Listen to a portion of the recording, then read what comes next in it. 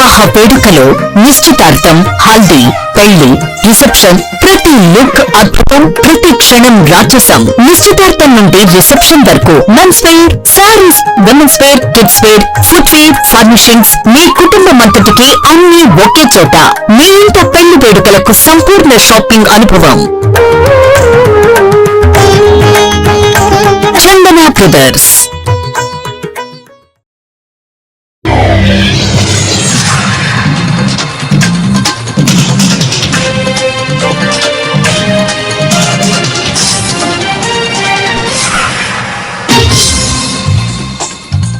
నమస్కారం, city news కి స్వాగతం. ఈనాటి వార్తా విశేషాలు. సిపిఐ 100 ఏళ్ల ఉద్యమ ప్రస్థానాన్ని పూర్తి చేసుకున్న సందర్భంగా జూన్ 10 నుండి 15 వరకు సిపిఐ రాష్ట్ర స్థాయి రాజకీయ సైద్ధాంతిక శిక్షణ శిబిరం నిర్వహించబోతున్నట్లు సిపిఐ రాష్ట్ర కార్యదర్శి వర్గ సభ్యులు దోనిపూడి శంకర్ ప్రకటించారు. విజయవాడ దాసరి భవన్ లో ఆయన పాత్రికేయులతో మాట్లాడుతూ, విజయవాడ సమీపంలో పెనుగంచిప్రోలులో రాష్ట్రంలోని 28 జిల్లాల ప్రతినిధులు, నాయకులతో ఈ శిబిరం జరుగుతుందని తెలిపారు. దేశాన్ని భావదారిద్ర్యం పట్టి పీడిస్తున్నది ఆర్టిఫిషియల్ ఇంటెలిజెన్స్ కాలంలో యువతకు చరిత్ర తెలియాల్సిన అవసరం ఉందని దోనిపూడి శంకర్ అభిప్రాయపడ్డారు. ఈ సందర్భంగా విజయవాడ నగరానికి పొంచి ఉన్న వరద ముంపుపై శంకర్ తీవ్ర ఆందోళన వ్యక్తం చేశారు.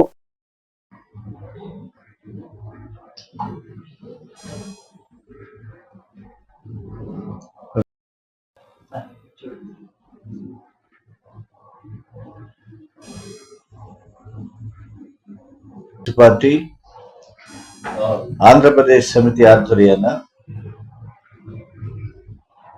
ఎన్టీఆర్ జిల్లా సమితి నాయకత్వంలో జూన్ 10 నుంచి 15వ తేదీ వరకు విజయవాడ సమీపాన గల పెనుగంచిప్రోలు గ్రామంలో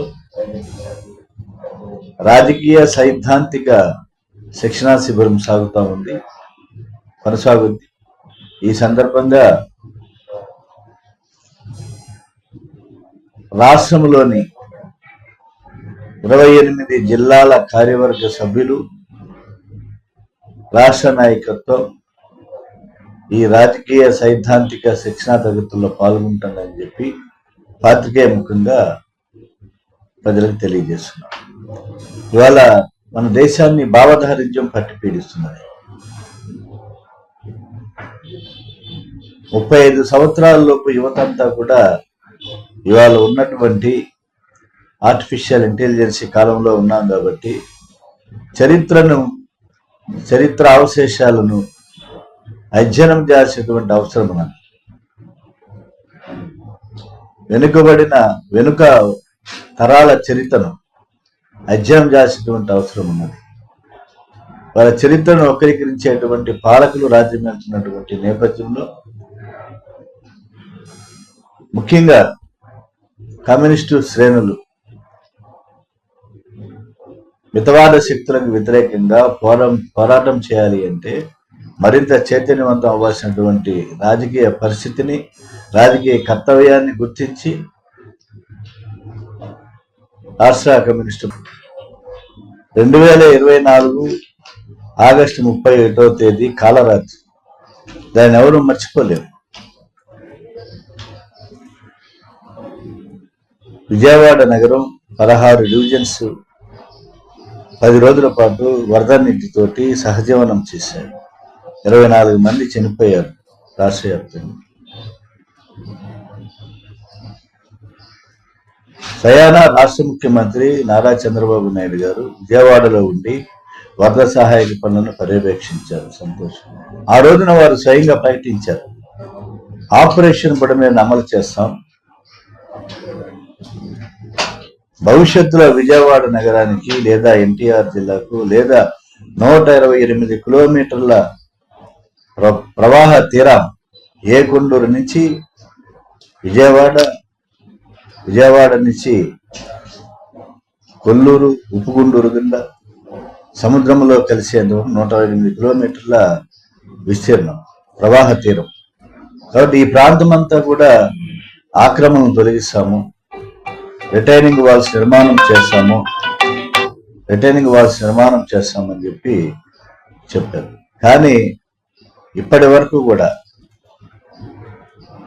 అమరావతి అభివృద్ధి చేయవలసింది. దేశవ్యాప్తంగా భారతీయ జనతా పార్టీ కార్యకర్తలందరికీ ప్రశిక్షణ ఇచ్చే కార్యక్రమం ఏర్పాటు చేసింది.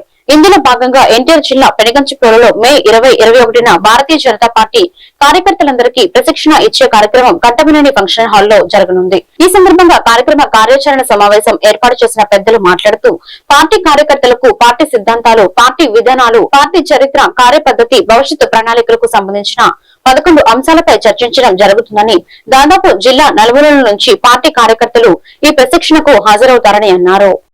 భారతీయ జనతా పార్టీ రాష్ట్ర అధ్యక్షులు మాధవ్ గారి పిలుపు మేరకు ఎన్టీఆర్ జిల్లా ఇన్ఛార్జి మంత్రివర్యులు సత్యకుమార్ గారి ఆదేశాల మేరకు ఎన్టీఆర్ జిల్లాకు సంబంధించి పెనుగంచిప్రోలులోని భారతీయ జనతా పార్టీకి సంబంధించిన క్షేత్రస్థాయి కార్యకర్తలకి ప్రశిక్షణ ఇచ్చే కార్యక్రమం పెనుగంచిప్రోలులోని కంటమనేని ఫంక్షన్ హాల్లోని చేపట్టడం జరుగుతూ ఉంది. అందులో భాగంగా ముఖ్యంగా పార్టీ కార్యకర్తలకి మండల స్థాయిలోని మండల అధ్యక్ష ప్రధాన కార్యదర్శులు, ఆ పై స్థాయిలోని ఉన్నటువంటి కార్యకర్తలందరూ కూడా పార్టీ యొక్క చరిత్ర తెలియాలి, పార్టీ యొక్క సిద్ధాంతం తెలియాలి, కార్యపద్ధతి తెలియాలి, భవిష్యత్ ప్రణాళిక విషయాలు, అనేక విషయాలపై రాష్ట్రంలో ఉన్నటువంటి ఎంపీలు కావచ్చు, ఎమ్మెల్యేలు కావచ్చు, రాష్ట్ర అధ్యక్షులు మాధవ్ గారు సైతం కూడా ఒక్కొక్క ప్రశిక్షణకి ఒక్కొక్కరు ముఖ్య అతిథిగా ఇచ్చేసి దాదాపు 11 కాలాంశాలు 2 రోజుల పాటు పెనుగంచిప్రోలులోని ఈ యొక్క ప్రశిక్షణ కార్యక్రమం జరుగుతూ ఉంది. దాదాపు 350 పైగా కార్యకర్తలు ఈ యొక్క పెనుగంచిప్రోలుకి జిల్లా నలుమూలల నుంచి కూడా రావడం, 2 రోజుల పాటు అందరం కూడా కలిసిమెలిసి ఈ యొక్క ప్రశిక్షణలోని అందరం కూడా పాల్గొనడం జరుగుతూ ఉంది. కాబట్టి మీడియా మిత్రులందరూ కూడా ఈ యొక్క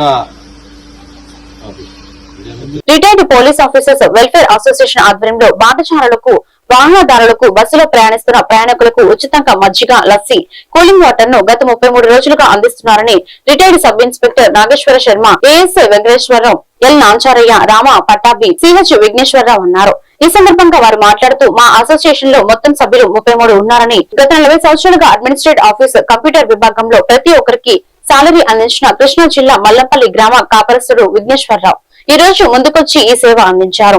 ఉదయం 10 గంటల నుండి 1 గంట వరకు పంపిణీ జరుగుతుందన్నారు. ప్రతిరోజు సుమారు 500 మందికి పంపిణీ ఉంటుందన్నారు.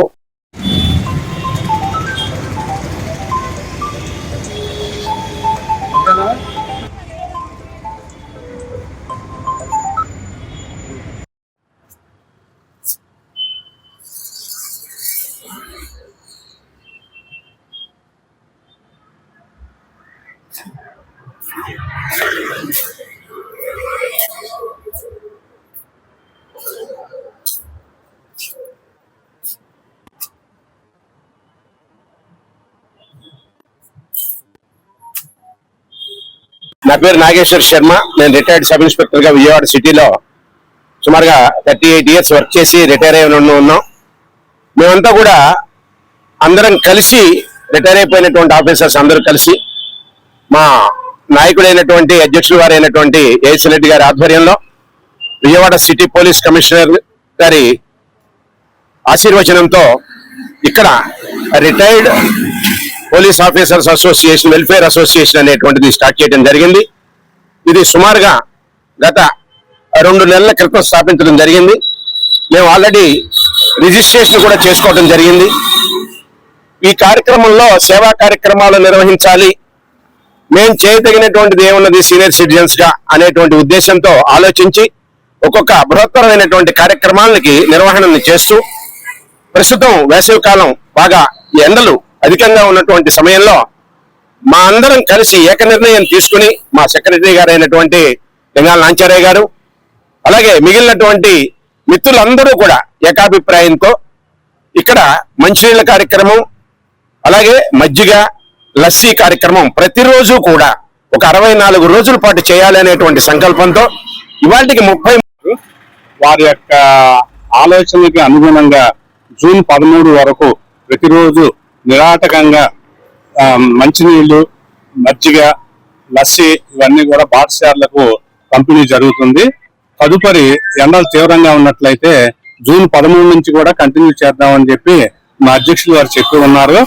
ఈ వేసంకాలం తర్వాత మా యొక్క దైనందిక కార్యక్రమం ప్రతి నెల 2వ శనివారం నాడు మా అధ్యక్షుల వారి యొక్క ఆధ్వర్యంలో అనాథాశ్రమాలకి ఉండేటువంటి వ్యక్తులకి వారి రిక్వైర్మెంట్స్ ఏంటో తెలుసుకుని వారికి బట్టలు కావాలా, దుప్పట్లు కావాలా, ఫుడ్ కావాలా, ఏదైనా గ్రాసరీస్ కావాలా అనే విషయాలను మా వాళ్ళు క్షుణ్ణంగా పరిశీలన చేసి ప్రతి 2వ శనివారం నాడు మా అధ్యక్షుల వారి ఆధ్వర్యంలో వారికి అవన్నీ ఇవ్వటం జరుగుతుంది.